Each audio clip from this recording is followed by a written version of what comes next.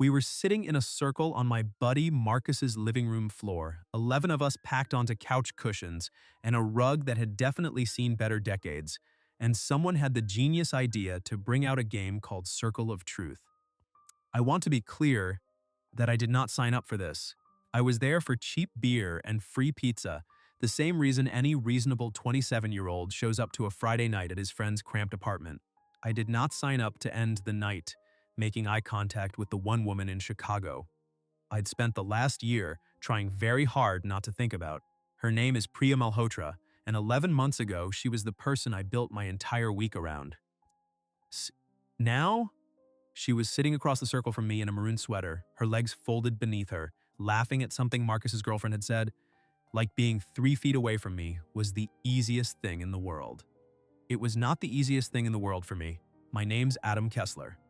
I install and repair home theater systems for a living, which means I spend my days making other people's living rooms perfect while mine has had the same busted ceiling fan for a year because I never get around to fixing my own stuff. That tells you something about me, probably. I'm good at showing up for everyone except myself. Priya, I had dated for 2 years. We broke up in a way that still didn't make complete sense to me, even 11 months later. There was no big blow-up, no cheating, no single moment I could point to and say, that's where it went wrong. We just slowly stopped choosing each other, one small missed conversation at a time, until one Tuesday she sat on the edge of my bed and said she thought we wanted different things, and I was too proud, or too scared, or too something, to ask her what she meant by that. I just said okay. I actually said the word okay, like she'd told me she wanted a different pizza topping. I've had 11 months to regret that. So when Marcus tossed a battered deck of cards onto the coffee table and announced that Circle of Truth was mandatory birthday entertainment, it was his birthday, he'd earned the right to torture us. I should have left. I had a 6 a.m. install the next morning. I had, in fact, a perfectly good excuse sitting right there in my pocket in the form of my car keys. I stayed anyway. I told myself it was because leaving right when Priya walked in would look strange. That was a lie I told myself so I wouldn't have to admit the real reason, which was that some idiot part of me still wanted to be in the same room as her. The rules were simple. Draw a card, and the card tells you to either answer a truth question or complete a dare, aimed at anyone in the circle. Refuse, and you have to explain why in front of everyone, which somehow felt worse than any dare could be. For the first 20 minutes it was harmless. Marcus admitted he'd cried during a car commercial. His girlfriend confessed she'd unfollowed her own sister on Instagram out of pure jealousy over a vacation photo. Somebody dared somebody else to do their best impression of our mutual friend Doug, who takes 45 minutes to order coffee. Regular party stuff. I was starting to relax, actually starting to enjoy myself when the deck came around to Priya. She drew her card, read it silently, and I watched something shift in her face. Not shock, exactly. More like she'd been waiting for this particular card to show up, and now that it had, she wasn't sure what to do with it. Dare, she said out loud, mostly to Marcus, says I pick anyone in the circle. Classic, Marcus said. Live your truth. Priya looked around the room slowly, like she was deciding, though I don't think she was actually deciding anything. I think she already knew. Her eyes landed on me and stayed there. Adam, she said, I dare you to kiss me. I want to describe the silence that followed, because it wasn't casual silence. It was the kind of silence where you can hear someone's ice cube shift in their drink 3 feet away. Marcus's girlfriend actually put her hand over her mouth. Doug, who takes 45 minutes to order coffee, apparently needed 0 seconds to react to gossip because his eyebrows shot straight up. Priya, Marcus said carefully, like he was talking someone off a ledge. You sure about that one? It's a dare, she said, still looking at me. That's how the game works. Here's the thing you have to understand about Priya. She does not do things by accident. She's a contracts attorney. Her entire professional life revolves around choosing words with precision, understanding exactly what she's committing to before she commits to it. So when she said, I dare you to kiss me in front of 9 witnesses and a birthday cake with half its candles still standing, I knew this wasn't a random card flip. This was Priya doing the one thing she'd never let herself do during our entire relationship, which was ask for something out loud, in front of people, where she couldn't take it back. I could have laughed it off. That's what a smart, self-preserving person does in that moment. You make a joke, you say something like, "I don't kiss and tell, Priya, everybody knows that," and the room laughs, and the moment passes, and you go back to being two exes who are cordial at mutual friends' birthday parties. I did not do the smart thing. I stood up. The room actually gasped a little, which under normal circumstances I would have found deeply embarrassing, but in that moment I couldn't hear anything except my own pulse. I crossed the rug and stopped in front of her. She tilted her head back to look up at me, and underneath the dare, underneath the performance of it, I saw something that looked a lot like hope and a lot like fear tangled together in a way I recognized because I'd been feeling exactly that for 11 months. "Stand up," I said quietly. She did. "You don't have to do this," I told her, low enough that it mostly stayed between us. "I know how this game works. Nobody's going to think less of you if you take the consequence instead." "I know," she said. "So why'd you pick me?" Her jaw tightened, the way it does when she's about to say something she's been rehearsing. "Because I've spent 11 months writing a version of this conversation in my head where I get to explain myself properly, with time and context, and none of it ever happens because I keep chickening out. This felt like the only way I was going to actually do it. By daring me to kiss you at Marcus's birthday party." "I panicked," she admitted. "It sounded braver in my head." Somewhere behind me, Marcus muttered something to his girlfriend that I didn't catch, and honestly didn't care to. I reached up and touched Priya's cheek, and she went very still, the way she does right before she lets herself want something. I kissed her. It wasn't dramatic or showy, nothing built for an audience. It was quiet, and it was familiar in a way that hit me harder than I expected, like my body had never actually let go of the shape of her mouth, even though the rest of me had spent 11 months pretending otherwise. Her hand came up and gripped the front of my shirt, and for about 4 seconds, the entire apartment full of people disappeared. When we pulled back, nobody said anything for a second. Then Doug, bless him, said, "Okay, I need cake immediately," and the room burst into motion, everyone suddenly very interested in the kitchen, giving us the kind of privacy that only happens when 9 people pretend they're not listening from the next room. Priya smoothed down the front of my shirt where she'd wrinkled it. "Sorry," she said. "For the kiss or the wrinkles?" "The wrinkles were structural damage. The kiss I'm not sorry about." She looked up at me. "I meant what the dare implied, Adam. I've missed you. And I've been trying to figure out how to say that for months without it sounding like I want to pretend the breakup didn't happen for a reason." "Can we get out of here?" I asked. "Somewhere that isn't Marcus's rug, with Doug listening from the hallway?" She almost smiled. "Yeah, I know a place." We ended up at a 24-hour diner on Damen Avenue that we used to go to constantly back when we were together, mostly because it was the only place open after Priya's late nights prepping for depositions and my late nights running cable through other people's crawl spaces. The waitress recognized us, which was either sweet or mortifying. I hadn't decided. She brought 2 coffees without asking and gave us a look that said she remembered exactly how many arguments and reconciliations had happened in that booth over the years. "So," I said, once we were settled in, "you want to tell me what that was actually about? Because I don't think Marcus's card game generates dares that specific." Priya wrapped both hands around her mug like she needed something to hold on to. "It didn't. I wrote my own card and swapped it in when nobody was looking." I stared at her. "You cheated at Circle of Truth." "I committed contract fraud at a party game, yes. I'm aware of the irony given my job." Despite everything, I laughed, and something in her shoulders loosened at the sound. "Why go through all that instead of just calling me?" I asked. "You had my number the whole time. Because calling you felt like it needed an explanation I didn't have yet," she said.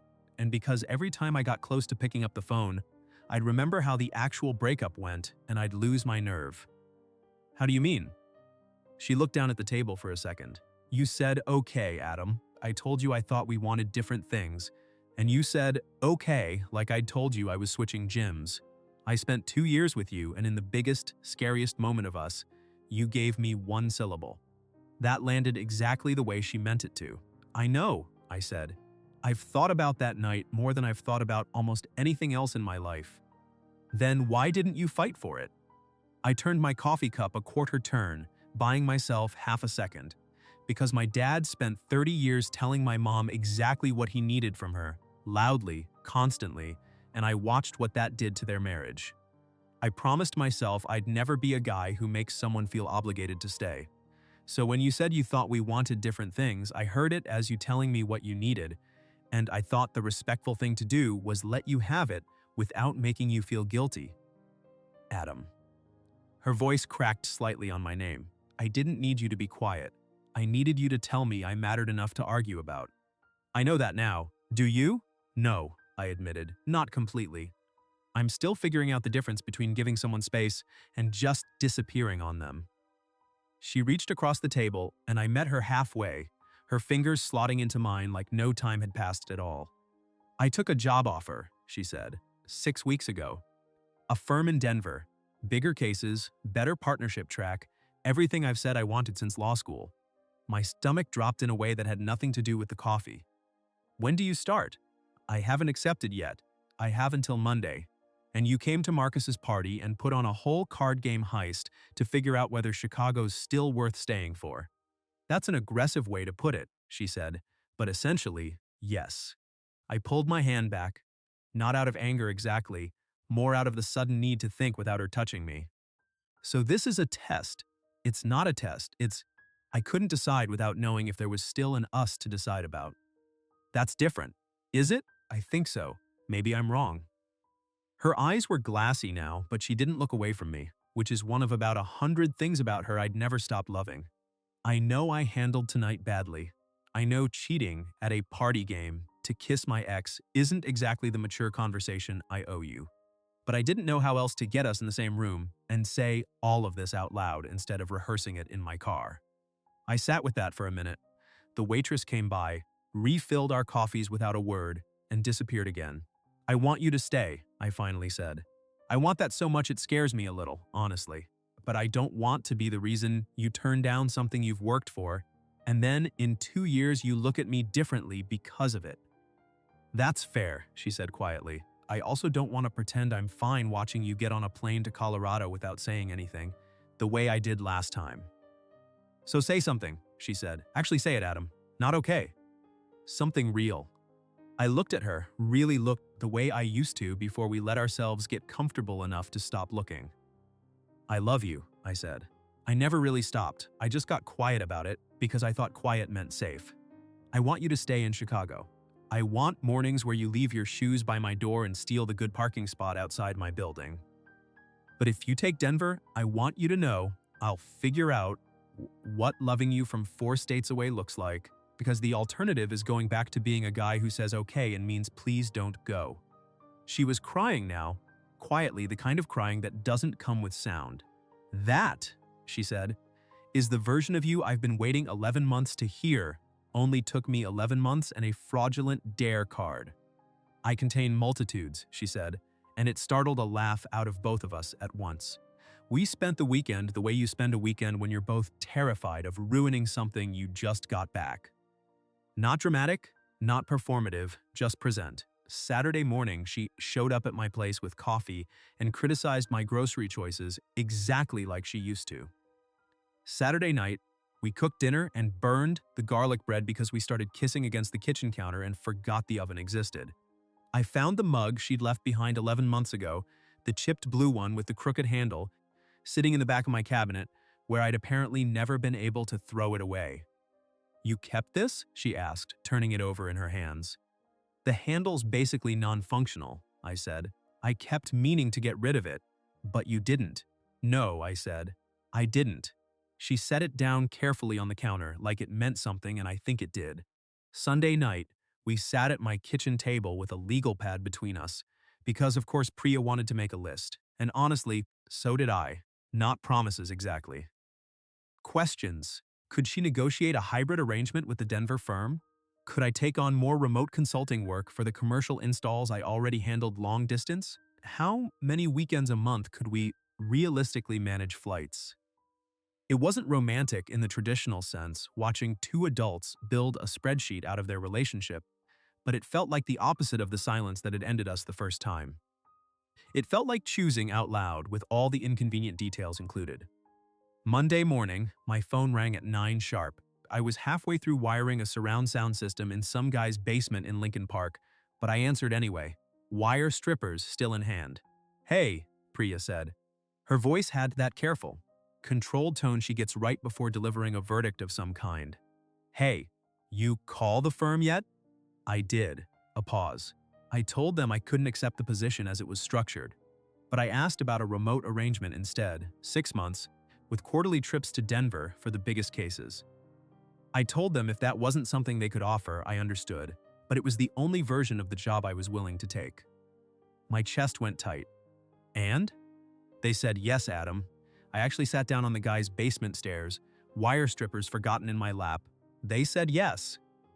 "Turns out asking clearly for what you actually want sometimes works," she said, and I could hear the smile in it even over the phone. I hated every second of that conversation, for the record. Negotiating my own terms felt like performing surgery on myself. But I did it. "So you're staying." "I'm staying," she said. "Mostly. There'll be trips. There'll be weeks where I'm buried in a hotel room in Denver eating room service and missing my own bed. But Chicago's home. You're home." I don't fully remember what I said back to her. Something incoherent and probably too loud for a stranger's basement, but I remember she was laughing on the other end of the line. And I remember thinking that this was the first time in almost a year that the future had felt like a hallway instead of a locked door. It's been 8 months since that party. Priya kept the Denver arrangement going for a while, then eventually folded most of it into building her own small practice here in the city, one that lets her choose her cases instead of the other way around. I still keep her chipped blue mug on the shelf, though these days it actually gets used, mostly by her, every single morning, complaining loudly that the handle is a design flaw while somehow never once suggesting we replace it. Marcus and his girlfriend got married this spring. At the reception, somebody, I have my suspicions it was Doug, produced a very familiar deck of cards and set it down in the middle of our table like a challenge. "Absolutely not," I said immediately. "It's tradition now," Marcus's new wife said, grinning. Priya drew a card before I could stop her, read it, and looked up at me with an expression I recognized instantly, because it was the same one from 11 months before that started this entire thing. "Choose someone," she read aloud, "and give them a dare." The whole table was already laughing before she said my name. "Adam," she said, chin propped on her hand, entirely too pleased with herself. I reached into my jacket pocket instead of standing up this time. "I'm not accepting another kissing dare from you," I said. "The last one cost me a full-blown life decision." She opened her mouth to argue, and that's when I got down on one knee instead, and the joke died in her throat. "This isn't a dare," I told her, opening the small box I'd been carrying around for 2 weeks, waiting for the right moment, which apparently turned out to be a wedding reception with Doug filming the whole thing on his phone. "It's the clearest question I've ever asked you. Marry me?" She didn't even wait for me to finish standing back up. She dropped to her knees right there on the dance floor and kissed me, while our friends cheered loud enough that the DJ actually stopped the music to see what was happening. Later that night, dancing slow with her hand pressed flat over my heart and a ring catching the light on her finger, she leaned up and murmured against my ear, "You know, you could have just kissed me that first night at Marcus's without all the drama." "I did," I reminded her. "You're the one who forged a card to make it happen." "Fair," she said, smiling against my jaw.